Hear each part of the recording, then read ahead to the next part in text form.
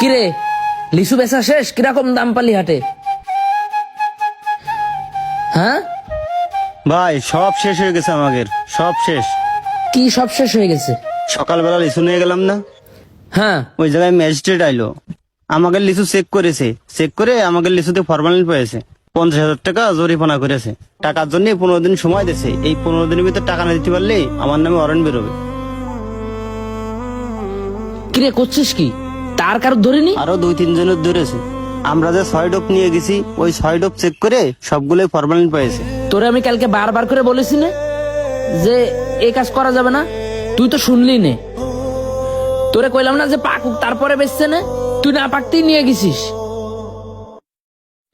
এখন কই সেই মাল? কই মাল সব সিজ করে নিয়ে গেছে সিজ করে? কনে নিয়ে গেছে? সরকারি অফিসে। ভাই অত কোনো কথা জানি না। আমার 25,000 টাকা নিছিস না আমার কাছ থেকে? আমার 25,000 টাকা দিয়ে দে। আমি যে এতদিন খাটলাম সব ফাও।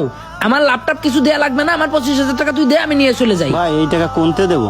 এখন আমারে যে 50,000 টাকা জরিমানা করেছে, এই টাকাই তো ম্যানেজ করতে পারতেছি না। আর তো আছে 6টা গাছ, 6টা গাছ ভাঙলেও তো হচ্ছে না। তোরে আমি বারবার করে কি বলিলাম যে আল্লাহ লিচু দিছে, আল্লাহ নিজেই পাকাই দেবে, কিন্তু তুই না শুনে আমার কথা বেশি দামে লিচু বেচতে যায়।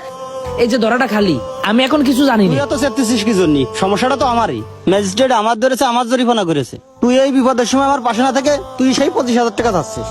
মানে তোর এটা বিপদের সময় এই বিপদটা ডেকে এনেছে কিডা? তোর বিপদ তো তুই ডেকে আনিসিস। তুই তো ভালো কাজ করতে যে ধরা খাইসনি, খারাপ কাজ করতে যে ধরা খাইছিস। লিচু কারা খাই? হ্যাঁ, ফল কারা খাই? অসুস্থ মানুষই ফল খাই, বাচ্চা কাচ্চারা ফল খাই। এই যে লিচু একটা ফল, এখন সিজনের টাইম, সারা বছর তো পাওয়া যায় না। এই লিচু সিজনে মানুষ শখ করে লিচু খাই। তোর কাছ থেকে কেউ ফিরে নিতে আসে লিচু? টাকা দিয়ে লিচু কিনতে আসে। এখন টাকা দিয়ে তো তোর কাছ থেকে ফরমালিন কিনে নিয়ে যাবে না। তুই তো খারাপ কাজ করতে গেছিলি, এই জন্য আল্লাহ তোর সঠিক বিচারটাই করেছে।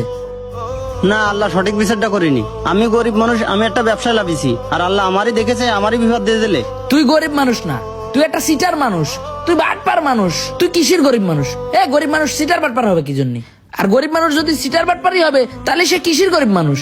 বারবার আমি তোরে বলেছি যে আরেক সপ্তাহ পরে লিচু পেকে যাবে, আরেক সপ্তাহ পরে ভাঙলে কি সমস্যা হইতো? তুই কি করলি? টাকা দরকার তোর, এই জন্য লিচু ভাঙতে গেছিস। এখন টাকা দরকার হচ্ছে না, এখন তোর সে লিচু কই আর টাকা কই? তুই সত্যি কথা কদিনি? আসলে তোর কাছ থেকে কি লিচু ম্যাজিস্ট্রেট সিজ করেছে, নাকি তুই বেশি থুয়ে এসে মিথ্যা কথা করছিস? সত্যি কথা ভাই, ম্যাজিস্ট্রেট ধরেছে। তাহলে দে আমার 25,000 টাকা তুই দে ভাই। আমি এই যে যত পরিশ্রম করেছি, এই পরিশ্রমের কোনো মূল্য চাচ্ছি না। আমার 25,000 টাকা দে, আমি চলে যাই। 25,000 টাকা এখন আমি কোনতে দেবো?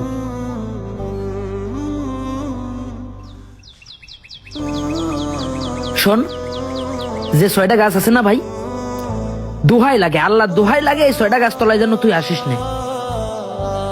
এই 6টা গাছের লিচু আমি পরিচর্যা করব, আমি বেচবো, আমি নিজে বাজারে নিয়ে যাব। তারপর 6টা গাছের লিচু বিক্রি করে দেখি টাকা কত হয়। আর যে 50,000 টাকা জরিমানা খাইছি, ওইটা কিটা দেবে?